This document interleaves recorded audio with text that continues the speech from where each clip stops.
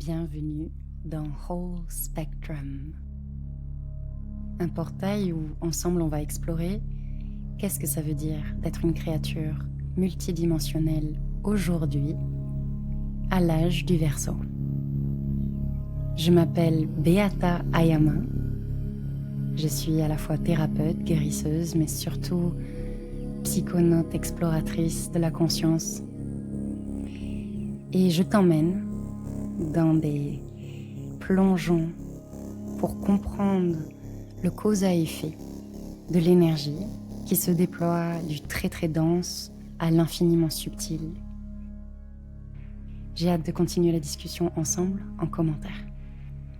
Merci pour tous vos partages, votre accueil, votre enthousiasme.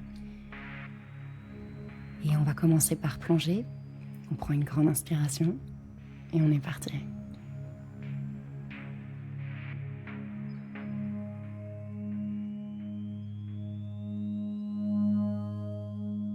Bienvenue à tous. Je fais un format un peu différent. Je teste, pour ceux qui regardent avec la vidéo, un format allongé. Donc moi, je suis dans mon sofa. Et en fait, pour tout vous dire, depuis que je veux faire un podcast, je voulais enregistrer dans mon lit ou dans des coussins. En fait, je voulais un format très très confortable. Parce que vous l'avez peut-être remarqué si vous suivez mon travail ou si vous avez déjà écouté d'autres épisodes de mon podcast, j'ai tendance à glisser assez vite dans un archétype assez sérieux. On va dire que mon archétype pédagogique, il a quelque chose de... c'est un peu la vieille chouette d'Athéna. C'est pas très fun, quoi.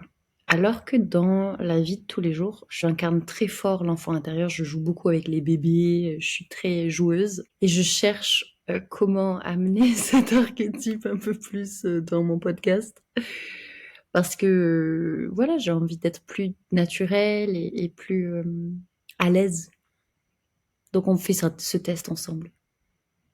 Très certainement, j'articule peut-être un peu moins bien, mais bon. Vous me ferez un petit feedback pour me dire si vous avez senti un changement énergétique. Inch'Allah, le contenu restera tout de même pertinent. Donc, l'épisode d'aujourd'hui, il est assez central dans notre exploration. C'est un peu une carte au trésor, Whole Spectrum.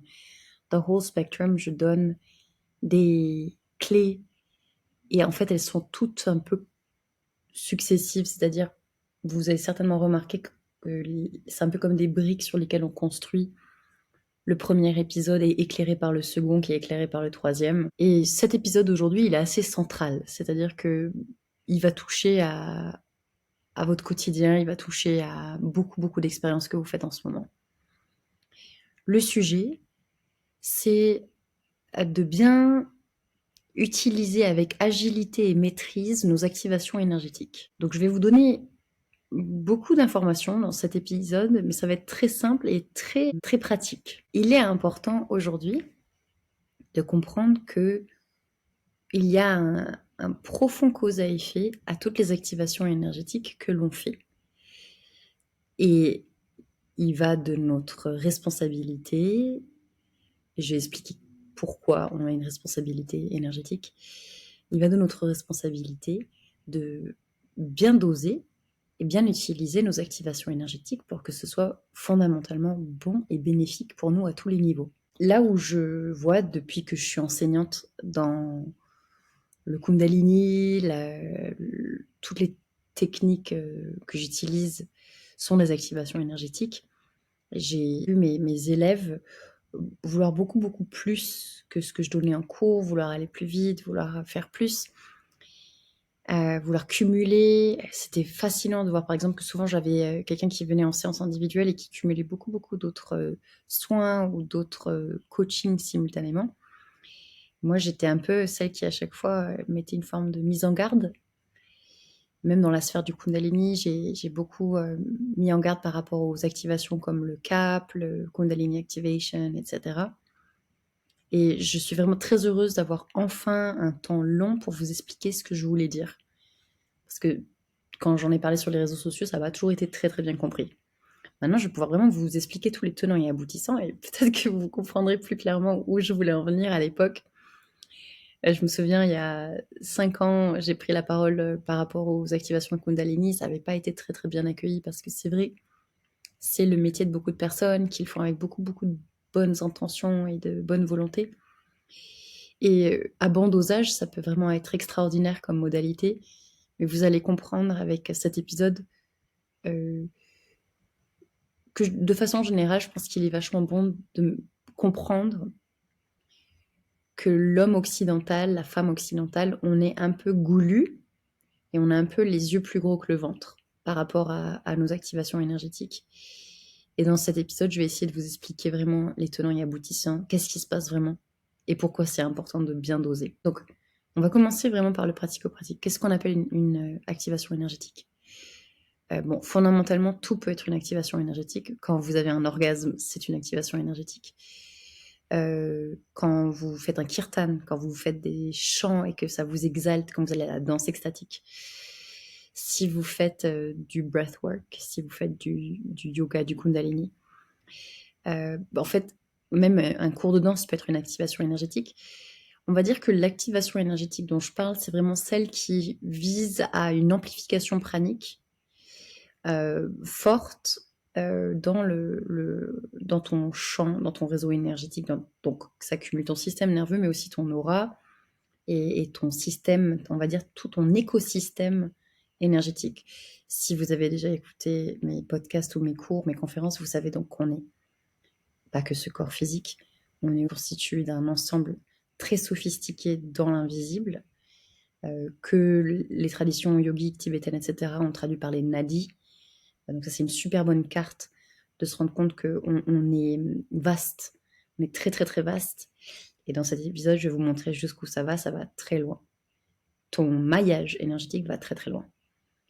Et donc peut-être que déjà là, avant de rentrer dans le brut du sujet, vous allez déjà comprendre que je pense que le plus gros souci, c'est qu'on est assez inconscient sur le fait qu'on est aussi vaste et on croit que nos activations énergétiques ne touchent que notre vaisseau physique et que c'est ce que l'on peut mesurer par exemple, est-ce que la peau va bien, est-ce que le corps va bien, est-ce que notre mental va bien, est-ce que nos émotions vont bien, alors qu'en fait, il y a beaucoup, beaucoup plus à prendre en compte. Quand nous, on bouge avec tout un réseau très, très vaste. Ce que vous pouvez assimiler, si vous avez envie d'avoir une image mentale, à l'effet papillon. On a un effet papillon énorme dans un maillage énergétique très, très sophistiqué. Donc, tout peut être une activation énergétique. Mais là, dans cet épisode, ce dont on parle vraiment, c'est les activations énergétiques qui sont comme des pics intenses.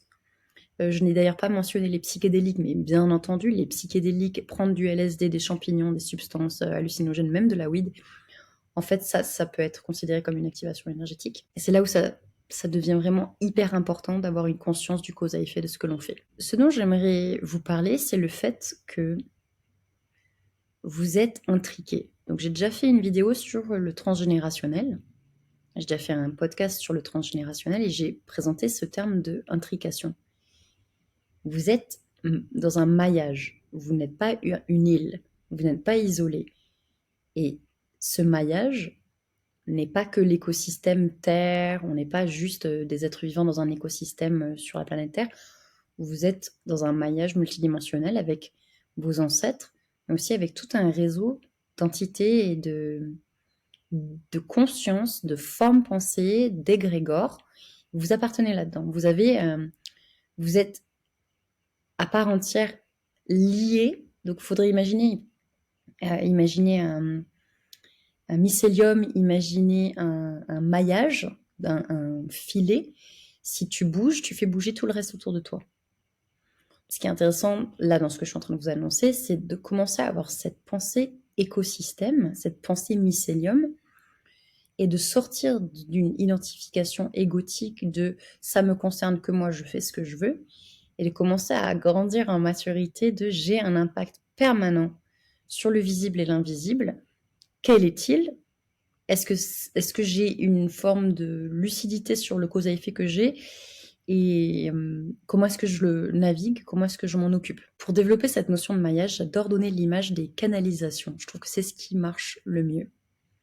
Et j'ai remarqué avec mes élèves dans les séances, en général, ça ouvre les bonnes prises de conscience. Tu peux te considérer, toi, comme un robinet de baignoire. Et donc, ce robinet de baignoire est connecté à des canalisations. Tu peux visualiser tous les tubes. Et on va imaginer qu'on est à Paris. Donc, les canalisations, elles sont super larges, elles vont dans tous les sens. Dans tout le réseau souterrain, ça va, dans tous les immeubles, il y a des canalisations. Et toi, tu es, en tant qu'individu, un robinet qui donne sur une baignoire. Mais tu es perpétuellement connecté à tout le réseau. On va dire que l'eau qui circule dans ces canalisations, c'est ton prana, ta force de vie. Le prana, c'est le terme pour parler de force de vie. La kundalini, c'est pour parler du mouvement de cette force de vie dans ton réseau intime. Donc, si on reste sur l'image du robinet, de la salle de bain et des canalisations, on va dire que toi, tu es la canalisation spécifique de cette baignoire. Le prana, c'est l'eau qui circule dans toutes les canalisations de Paris. Et la kundalini, c'est cette eau quand elle arrive dans la canalisation très spécifique de ta baignoire. Okay, donc, quand tu vis ta vie au quotidien et que tu déambules dans le quotidien, que tu as des relations humaines dans ton quotidien, que tu as des émotions dans ton quotidien, on pourrait considérer que tu es en permanence dans ce réseau et que le débit de force de vie, le débit d'eau, de prana, de kundalini, qui circule jusqu'à ton robinet dans ta baignoire, il est modéré. C'est un débit d'eau tout à fait modéré, il n'y a pas énormément de pression, il te permet d'avoir de l'eau dans ta baignoire. Et ce qu'il faut savoir, c'est que dans les canalisations, il y a des bouchons de cheveux, il y a de la rouille, il y a peut-être des rats. Et si on continue la métaphore énergétique, ce dont je viens de parler, les bouchons de cheveux, les rats, la rouille, ça pourrait faire référence à, d'un point de vue énergétique, à tes traumas de petite enfance. Dans ce cas-là, ça serait de la rouille et des bouchons de cheveux qui ont lieu vraiment dans ta salle de bain. Mais ça peut aussi être des traumas et des blessures, des dossiers, on va appeler ça des dossiers transgénérationnels. Dans ce cas-là, ça sera dans les canalisations de la maison, pas juste dans la salle de bain et la baignoire. Ça connecte à d'autres pièces. Mais ça peut aussi être le collectif et le multidimensionnel, vie passée, mais juste le collectif au sens large. Tu es indissociable on ne peut pas te séparer du réseau collectif multidimensionnel. Et là, ça va vraiment très très loin. On parle de tous les peuples stellaires, etc. Tu es tout le temps en réseau avec tout. C'est l'univers. Quand tu n'as pas encore d'activation énergétique et que tu fais juste tes exercices physiques habituels, tu fais de la rando, tu fais de l'escalade, tu fais de la nage, des trucs, on va dire, qui vont pas dans... On quintuple pas le prana qui circule dans ton réseau.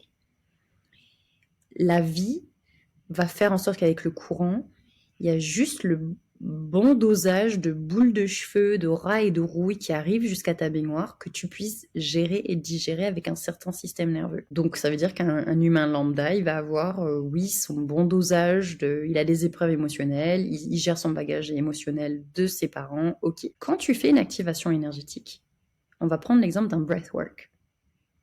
Mais j'aimerais bien vous donner aussi l'exemple d'un kirtan, pour que vous puissiez aussi mesurer qu'il ne s'agit pas que quand on fait des exercices un peu psychosomatiques, lourds, ça peut aussi être des choses très exaltées, très joyeuses comme la danse extatique, etc. Quand tu fais ça, ou quand tu vas d'un seul coup faire une formation de Kundalini ou du CAP, les activations faites par d'autres personnes, en fait, dans ton système, ce que tu fais d'un seul coup, c'est que tu décuples le débit et la vitesse de prana qui circule dans toutes les canalisations. D'un seul coup, tu as décidé d'envoyer un maxi tsunami de prana. Donc forcément, la proportion de boules de cheveux, de rats, de rouille, de dossiers qui arrivent jusqu'à ta baignoire, ça s'accélère, ça s'amplifie, et ça ne vient plus que de ta maison à débit faible. Tu vois, il y a des trucs localisés, géolocalisés autour de toi qui viennent à toi. Plus tu intensifies le débit dans toute la matrice, plus tu vas aller te récolter des trucs macro. Plus tu vas aller chercher au-delà de la maison, et plus tu vas aller faire un appel d'air, tu fais un appel d'eau, tu fais un geyser du réseau géolocalisé autour de toi. Donc, par exemple, tu peux te prendre plus de dossiers du collectif. Si tu es dans un certain pays, tu vas te prendre des dossiers de ce collectif-là. Si tu es sensible à certains égrégores, certaines formes de pensée par ton métier ou les trucs auxquels tu t'intéresses, tu vas faire des appels d'air de ça. T'aspires à toi les boules de cheveux, les rats, la rouille. Aussi, les choses très positives, t'aspires les dons, t'aspires l'énergie. Mais la question majeure, c'est ton robinet, ta baignoire, ils ont la capacité ou pas? C'est vraiment la question fondamentale. Il n'y a aucun problème à faire ce genre d'exercice-là. Ça peut être fascinant, ça peut être bénéfique. Ça sera bénéfique que si l'organisme qui est en train de recevoir tous les dossiers est capable de les traiter. Comment est-ce qu'un organisme est capable de traiter plus de dossiers si il a une bonne homéostasie? Qu'est-ce que c'est l'homéostasie? C'est la capacité à se restabiliser à un équilibre rapidement. Et là, on parle de ta température, on parle de ta psyché, on parle de ta digestion, on parle de ton système immunitaire, de même la capacité de ton foie à te détoxer. Là, on parle vraiment sur tous les plans. Donc, c'est super intéressant de prendre en compte que c'est pas parce que pendant la séance, ça feel good et que d'un seul coup, je sais que quand j'ai émis des réserves par rapport à Kundalini Activation et ce genre de pratique, beaucoup de gens m'ont dit « mais tu sais pas de quoi tu parles, moi ça m'a vachement aidé, ça m'a fait me sentir super bien. » Et en fait, là où il faut faire attention, c'est que c'est pas parce que sur l'instant, plus de prana, ça va donner effectivement une sensation de plus de vitalité et tu vas avoir une sensation d'expansion, ce qui peut être une sensation très exaltante. Mais il faut savoir que ça vient avec tout ce qu'il y a dans les canalisations. Et les canalisations sont pas forcément connues. C'est là où il faut grandir en maturité et en lucidité. C'est que on ne sait digérer que ce que l'organisme connaît. Et plus tu expands tes activations énergétiques, plus tu vas faire, par exemple, plus de psychédéliques, des activations par des personnes que tu connais même pas, et c'est des activations faites par des personnes extérieures, c'est même pas toi qui le fais, c'est pas dans le cadre de sadhana, donc ça veut dire que c'est pas des trucs que tu stabilises durablement dans ton vaisseau. Si tu rentres dans des pratiques éphémères, courtes, et diverses et variées, et en plus tu les cumules entre elles, ce que tu fais, si tu satures tes canalisations, tu satures le réseau et tu vas faire en fait un nœud d'engorgement, un embouteillage, et ça peut résulter de façon très concrète à une forme de crise psychique, émotionnelle, en fait une saturation, et pas que de ton système émotionnel et psychique, ça va aussi être une saturation de ton organisme, de ton système nerveux, et ça va se manifester en général par cette loi universelle de ce qui est dedans est comme ce qui est dehors, par aussi une amplification de tension et de crise à l'extérieur. Donc ça peut être par exemple que ça peut amplifier les conflits, ça peut amplifier les tensions, ça peut amplifier le karma dans l'expérience de la vie, les challenges, quoi, les épreuves, ou la sensation de chaos et d'instabilité.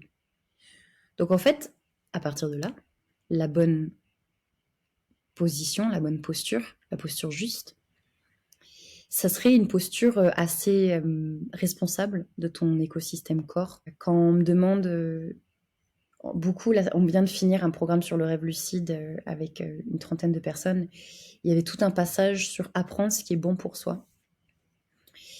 Et ceci est l'œuvre d'une vie.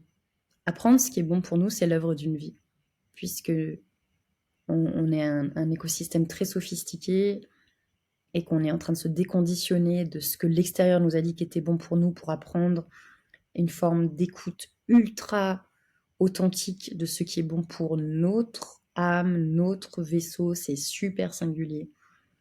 Donc ça va être à chacun de prendre sa responsabilité, d'avoir le pied sur l'accélérateur et de vraiment être dans une forme d'honnêteté radicale de qu'est-ce que je peux digérer. Pensez vraiment comme un estomac. Et avec cette phrase, avoir les yeux plus gros que le ventre. Qu'est-ce que tu peux vraiment digérer? Et est-ce que tu es en train de fondamentalement respecter ton estomac et ton système digestif? Ou est-ce que tu es en train de te faire des crises de foie, de la saturation? Et ça, c'est super intime. On n'a pas tous les mêmes systèmes immunitaires, on n'a pas tous les mêmes systèmes digestifs. Il y a des gens qui vont processer super rapidement et qui vont avoir une capacité d'agilité énorme. Et il y a des gens qui ont besoin de temps très très long d'intégration. Il n'y a que toi qui peux savoir. Je pense que de façon générale, on peut juste dire que en Occident, on est un petit peu effronté. On a les yeux plus gros que le ventre, on a envie de se dépasser, on a une addiction à la performance et au succès. On a une addiction aussi au fait de... Vous savez, c'est le livre des records. Notre culture, c'est le livre des records. On a envie de faire des records, on a envie de plus, toujours plus. Plus de conscience, plus de faire, plus d'accomplissement, plus de découvertes, plus de magie. Donc je pense qu'il faut juste avoir cette lucidité qu'on va avoir tous, moi la première, hein, une tendance à faire trop. Donc peut-être faire un exercice pendant quelques temps de voir, ok, testez, regardez pour vous quel goût ça a quand vous faites des breaks de toute forme d'activation et regardez la qualité de votre vie quand vous arrêtez de stimuler les canalisations. Parce que si on reprend cette image des canalisations, et si on reprend cette image du système digestif, il faut imaginer que chaque fois que vous faites une activation, vous vous donnez à digérer. Vous avez fait cet appel d'air, vous avez fait un breathwork, vous avez fait cet appel d'air, vous avez amené à vous des dossiers transgénérationnels, écosystèmes collectifs et multidimensionnels, vie passée, hop là, on s'est récolté d'un seul coup 10 fois plus de dossiers karmiques, émotionnels, psychiques, dossiers de conscience à comprendre, informations quantiques, etc. Plus que combien la vie t'aurait apporté à son flux habituel. Donc, il va te falloir un temps de digestion. Et là, j'adore la métaphore du desktop, parce que vous connaissez tous le desktop, qui est le produit qui, quand les canalisations sont bouchées dans un évier, par exemple, s'il y a des boules de gras dans l'évier, on met du desktop et ça fait fondre les boules de gras et ça fait que d'un seul coup, ça passe très vite dans les canalisations. Et quelque chose à prendre en compte, c'est que si on revient à la métaphore du système digestif, quelque chose qui passe très vite, ça ne veut pas dire que c'est bien assimilé. Reprenons l'estomac. Quand on a... Pardon, mais quand on a la chiasse et que le système digestif part en branle et que d'un seul coup, on digère trop vite quelque chose, on n'a pas intégré les nutriments. C'est-à-dire que tu l'as digéré trop vite et c'est reparti sous forme super soluble dans les WC. Ton organisme n'a rien retenu. T'as pas les nutriments, t'as pas les minéraux, t'as pas les vitamines. C'est pas arrivé jusqu'à ton centre énergétique qui va s'en servir. Les mitochondries dans tes cellules. C'est exactement pareil avec nos activations énergétiques. C'est-à-dire, quand tu accélères la circulation pranique et quand tu fais que le système va d'un seul coup plus vite, ça ne veut pas dire que les nutriments arrivent là où il y a besoin. Ça va trop vite, comme du desktop. Ça passe super vite dans la canalisation, mais la canalisation, la paroi intestinale de ta conscience a pas le temps de rétention du nutriment.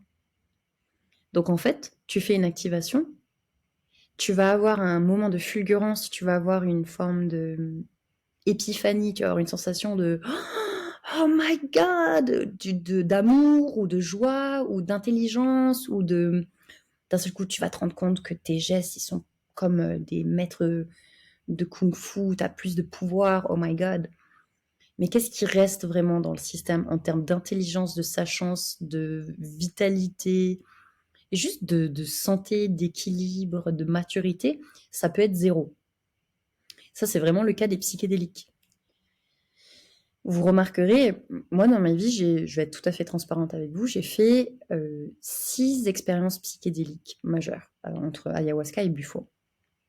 On va dire qu'au total, dans ma vie, j'ai dû faire une dizaine d'expériences psychédéliques. Voilà, je m'en tiens à ça. Et vous remarquerez que j'en fais pas trop la publicité, parce qu'en fait, je suis tellement consciente de ce que je suis en train de vous dire là, que même si moi, c'est des moments où j'ai eu des expériences d'épiphanie, je veux pas le promouvoir et en faire la pub. Je veux pas en parler d'une façon à ce que vous vous disiez ouais, c'est par là le chemin, c'est là la solution, c'est ça qui va m'aider. Parce qu'en vérité, ces expériences-là font des sacrés appels d'air, mais d'une puissance qui déstabilise l'écosystème. Moi, je me suis retrouvée incapable de travailler pendant 2 ans. Si vous regardez ma frise chronologique, 1 an au Nicaragua, 1 an au Guatemala, puis après 1 an de rémission ambiguë en France. Grosso modo, j'ai eu 3 ans de léthargie où j'étais en PLS. J'étais déstructurée, ma matrice énergétique était saturée, et en fait, je suis toujours en train de faire les frais en ce moment, karmiques, les frais de... Il y a des trucs qui se passent dans mes relations, mais c'est lunaire, quoi. Et c'est l'intégration. Ok, d'accord, mais c'est aussi pour ça que je vous fais pas la pub, parce que moi, je suis prête, je suis venue pour intégrer ça et je m'en occupe. Je suis pas mère de famille, mon business, il roule, ça va, je suis en bonne santé, je peux le faire. Mais tout le monde peut pas faire ça. Quand on a 3 enfants, qu'on a peut-être des difficultés à faire tenir son business ou sa vie de famille, je sais pas quoi, faut vraiment être lucide sur prenez soin de vous, de votre écosystème physique humain, votre système nerveux et micro-doser les expériences. Et quand je dis micro-doser, c'est pas que l'intensité de vos expériences, c'est aussi la fréquence. Par exemple, prendre du cacao tous les jours, c'est pas une bonne idée. Prendre du breathwork tous les jours, c'est pas une bonne idée. À moins que ce soit des techniques particulièrement micro-dosées en intensité et que vous les équilibrez beaucoup avec des techniques d'ancrage, une super diète, un bon sommeil, beaucoup de temps en nature. Dans ce cas-là, c'est plus sain, c'est bien, vous pouvez faire ça. Mais chercher ce qu'on appelle des expériences pics trop régulières, c'est saturer le centre digestif, c'est saturer le réseau. Et ça peut amener à, si on reste encore sur cette métaphore du système digestif, vous connaissez, en anglais on appelle ça le leaky gut syndrome, c'est quand votre système digestif du coup ne digère plus rien. Vous avez trop de mucus sur les parois, il y a des trous dans les parois intestinales, c'est le Bronx, et du coup votre intestin ne digère plus, donc vous faites toujours digestion dans l'estomac, vous avez vos selles, mais les nutriments ne passent plus, ça n'amène plus les bons nutriments aux cellules. Et là, pour récupérer une vitalité, une bonne santé, ça peut être très compliqué. Ça prend beaucoup plus de temps. Donc ne brûlez pas votre système en fait. J'entends qu'on peut être frustré, de se sentir perdu, de se sentir éprouvé. On peut se sentir en stagnation. J'entends là que la réponse majeure à ce que je suis en train de dire, ça va être mais je vais pas bien, laisse-moi faire mes activations énergétiques, j'ai envie d'avancer, j'ai envie de changer ma vie. Et là, j'ai envie de vous dire, guys, si ça va déjà pas, ça veut dire que tu as déjà de la rouille, des rats et des boules de cheveux dans ta baignoire. Intègre ça. La vie est super bien faite. L'univers, c'est un génie, c'est un chef-d'œuvre. Hein. C'est un chef-d'œuvre, l'univers. d'intelligence. Et en fait, la vie vous amène vraiment progressivement ce que vous avez besoin de digérer pour vous muscler. Donc si en ce moment, par exemple, il y a des épreuves, si vous vous sentez éprouvé, ça veut dire que vous êtes déjà en train de gérer les dossiers dans la baignoire. Et j'espère que vous me suivez, parce que moi, depuis tout à l'heure, je suis dans mes canalisations, baignoire, système digestif, mais ça se trouve, vous captez pas du tout ce que je suis en train de dire. Oh, ce serait trop drôle. Dites-moi, j'aimerais beaucoup savoir si vous me suivez, si ça vous parle. Donc, peut-être pour atterrir un peu ce sujet, du coup, qu'est-ce que je recommande? Ma recommandation, ça serait de toujours se focaliser sur est-ce que mon corps est en santé optimale? Mon corps, on va appeler ça plutôt mon vaisseau. Est-ce que mon vaisseau est en santé optimale? Et la santé optimale se mesure à une forme d'équanimité psychique, c'est-à-dire qu'on peut avoir des émotions, mais on sait vachement bien avoir de la perspective dessus, on sait les regarder, les sentir. On va exprimer nos émotions, c'est fluide, ça circule. On pleure, on rit, on transmute, mais ça circule. C'est-à-dire qu'on n'est pas en inflammation de ça. Il n'y a pas trop ni pas d'émotions. Parce que le fait de ne pas sentir, ça peut être aussi un signe qu'il y a quelque chose qui ne circule pas. Donc il y a une forme de respiration émotionnelle, une forme de santé, c'est-à-dire que vous pouvez sentir que vous n'êtes pas ballonné, vous n'avez pas d'inflammation chronique dans le corps, vous avez une bonne vitalité, c'est-à-dire que vous avez de la ressource pour faire ce que vous avez à faire. Vous avez une forme de présence. Il y a de la disponibilité, de l'engouement pour faire la vie, quoi. Il y a aussi de l'accès à la joie, à la créativité. Vous avez de la libido. Enfin, ce genre de symptômes-là, ça veut dire que vous êtes en bonne santé. C'est pas que vous n'êtes pas malade. Ne pas être malade n'est pas un signe de bonne santé. Il faut aller chercher dans quelque chose d'un peu plus holistique. Parce que la maladie peut se trouver dans des choses que l'on ne voit pas, comme ce que je viens de vous décrire sur l'intestin qui dysfonctionne, ça ne se voit pas forcément. C'est des choses qui vont se déclarer plus tard. C'est ce que l'on souhaite. J'aime bien donner la métaphore d'un jardin. Vous voulez être un jardin vert, verdoyant, fertile. Vous voulez que ça pousse. Qu'est-ce qui pousse? Votre créativité, vos idées, votre disponibilité, votre capacité à être là dans les relations fertiles. Vous avez votre réseau abondant, vous avez des amitiés, ça coule de source, et c'est fertile. Votre créativité est vraiment un signe de ça aussi, de cette vitalité saine. Donc, c'est ce qu'on veut. On veut un bon jardin verdoyant. Quand on fait trop d'activation énergétique, c'est un peu comme si le jardin, il crame au soleil. L'activation énergétique peut être comparée à du feu divin qui arrive dans le système et qui, même si elle a une sensation, le soleil, ça peut être une super sensation. C'est genre, on adore le soleil, on aime, on bronze et on se rend pas compte qu'on est en train de choper un coup de soleil. C'est pareil avec les sensations d'activation énergétique. Ça va avoir un goût de feel good. Ça va avoir une sensation de on en veut plus, comme le soleil, mais il y a un bon dosage. Il y a un bon dosage. Et à un moment donné, tu vas te taper une insolation, ma chérie. Il faut sortir du soleil. Il faut équilibrer les éléments. Donc ça, c'est en plus de l'écosystème et le jardin verdoyant, j'adore cette philosophie des 4 éléments. Si l'activation énergétique, c'est du feu divin, comment tu l'équilibres avec l'air, l'eau et la terre? La terre, ça pourrait représenter ton ancrage, ta capacité à être en repos, en immobilité. L'eau pourrait représenter ton monde émotionnel et comment tu es en contact avec tes émotions. Est-ce que tu es aussi en lien avec ton écosystème, l'eau liante? Et l'air, ça pourrait représenter l'expressivité, les idées aussi. Check tes 4 éléments, cette logique holistique. Regarde si, selon toi, cette matrice, cette grille de lecture-là, a un goût d'équanimité, d'homéostasie pour toi. Est-ce que tu sens que c'est équilibré? Et c'est ça qu'il faut, et il n'y a que toi qui peux être le juge de ça. Voilà. Donc j'espère que toutes ces petites métaphores du système digestif, des canalisations, vont vous donner une inspiration à prendre soin de vous le collectif a un impact en ce moment sur nous qui est la sensation de il faudrait faire cette nouvelle expérience. Vous connaissez le terme FOMO, Fear of Missing Out. Ça voudrait dire la peur de louper l'expérience. Donc en anglais, c'est un syndrome. Les Anglais sont géniaux pour trouver des acronymes à des expériences. Donc le FOMO, spirituel et réel, le FOMO de la 5D est réel, c'est-à-dire on est en train d'entendre parler de toutes ces expériences que les autres font. Il y a Louisa qui rentre du Pérou et qui a testé Iboga. Il y a Beata qui parle du rêve lucide.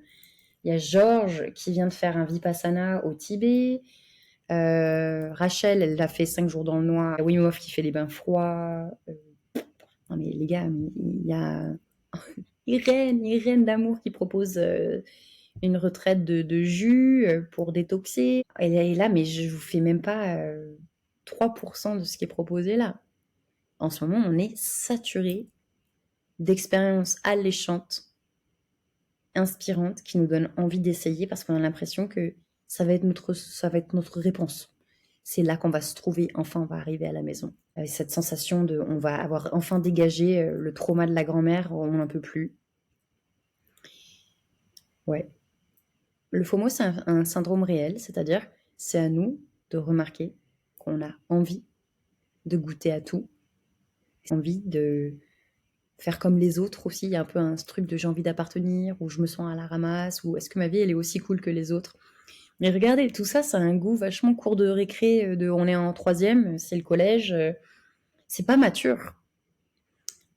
Et maturer en tant qu'adulte, c'est rentrer dans une notion beaucoup plus responsable du cause à effet de ce que l'on fait. Et moi, là, dans cet épisode, je vous amène une notion multidimensionnelle de votre impact et de votre effet papillon. Pensez que vous êtes en réseau. L'image que j'adore, je vous donne ça pour terminer l'épisode. On est en cordée. Les êtres humains et toutes les entités qui existent dans cet univers, nous sommes en cordée comme des Sherpas et des mountain climbers, comment on dit ça, des grimpeurs qui escaladent la face nord de l'Himalaya. On est en cordée. Ça veut dire qu'on est tous attachés les uns les autres et qu'on est en train de vivre l'expérience tous ensemble attachés. Ça veut dire que si Louisa, elle rentre du Pérou et qu'elle a fait Iboga, l'impact et l'intégration, l'aspiration pranique qu'a fait Louisa, on va tous la digérer. Parce que si tu prends cette métaphore de on est tous encordés en train de faire la face nord de l'Himalaya, Louisa, c'est un peu comme si elle avait fait d'un seul coup un mouvement intense de 5 mètres sur le côté. Bouh, elle a fait une espèce de transversale, dynamique, aérodynamique. C'est comme si elle avait pris un hélico en parallèle, quoi. Bouh, elle se retrouve décalée. Ben, on va tous devoir refaire l'itinéraire, là. Il faut qu'on encaisse Louisa qui a fait Iboga.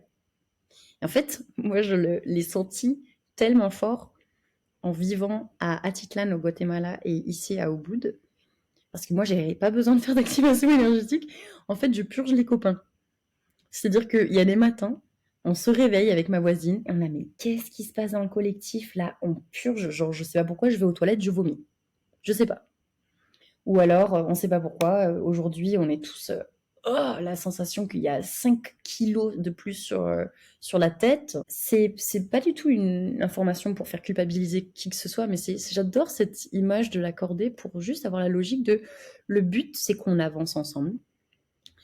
Et à chacun de prendre sa responsabilité sur oui, bah là, en ce moment, désolé, mais j'ai un bouchon dans ma baignoire.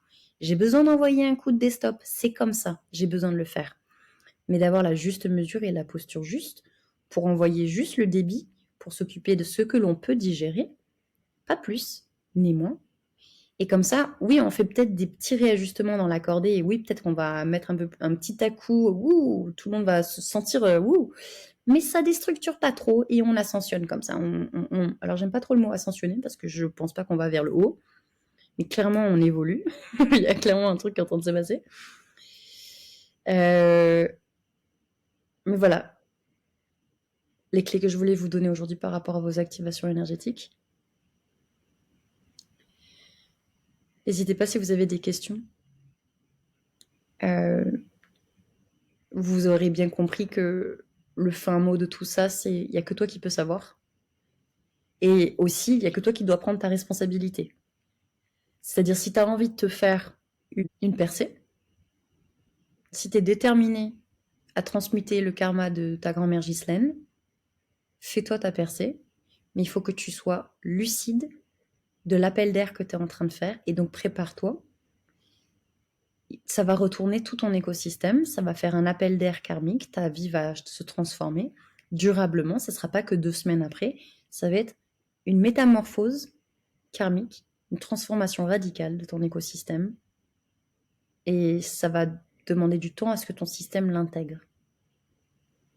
Donc à chacun sa responsabilité à partir de là. Donc sur ce, je suis carrément curieuse de voir dans les commentaires si ça résonne pour vous. N'hésitez pas à m'écrire si vous vous sentez touché ou en crise, si vous avez besoin d'un coup de pouce. On pourra faire peut-être un épisode plus tard sur les notions d'intégration. Qu'est-ce que ça veut vraiment dire l'intégration? Comment on pourrait bien se préparer au psychédélique ou comment on peut bien réparer si éventuellement on a fait justement trop d'appels d'air. Voilà. Je vous envoie beaucoup de tendresse. On est en train de faire un beau travail ensemble de maturation, de raffinement. Et c'est un peu comme si on était des petits enfants qui avions découvert dans le grenier une boîte à trésors spectaculaire. On avait tout ouvert d'un coup et là on est en train de tout essayer. Et je pense que progressivement avec le temps, un peu comme, je pense que vous l'avez vu avec les cryptos, quand les NFT sont sortis, tout le monde était à fond dans les NFT, puis maintenant c'est en train de s'essouffler, on est un peu, bon, c'est un peu banal quoi. Il y a moins d'engouement. Je pense que ça va faire pareil sur le long terme avec nos activations énergétiques. À un moment donné, il n'y aura plus la fascination. Il n'y aura plus le même effet FOMO, il n'y aura plus l'idée de fascination, voilà. Et on va y arriver doucement, puis on va peut-être retourner à une forme de goût, il y a une appétence pour la simplicité, une appétence pour l'équanimité. Si vous regardez les grands sages, le Tao, Lao Tzu, les sages, c'est un peu comme s'ils étaient passés par ça et qu'ils prônent quand même tous un retour à cet état d'équilibre mature. Et il y a de la sagesse là-dedans à ne pas démigrer, même si nous, petits enfants dans le grenier avec la boîte de Pandore, on est surexcités des pouvoirs magiques qu'on est en train de découvrir. Toujours garder à l'esprit qu'il y a un cause à effet à tout ce que l'on fait et qu'il est beaucoup plus grand que ce que l'on imagine. Voilà, mesdames et messieurs, j'espère que vous avez passé un agréable moment avec moi sur le canapé. Je vous envoie beaucoup de tendresse et je vous dis à bientôt.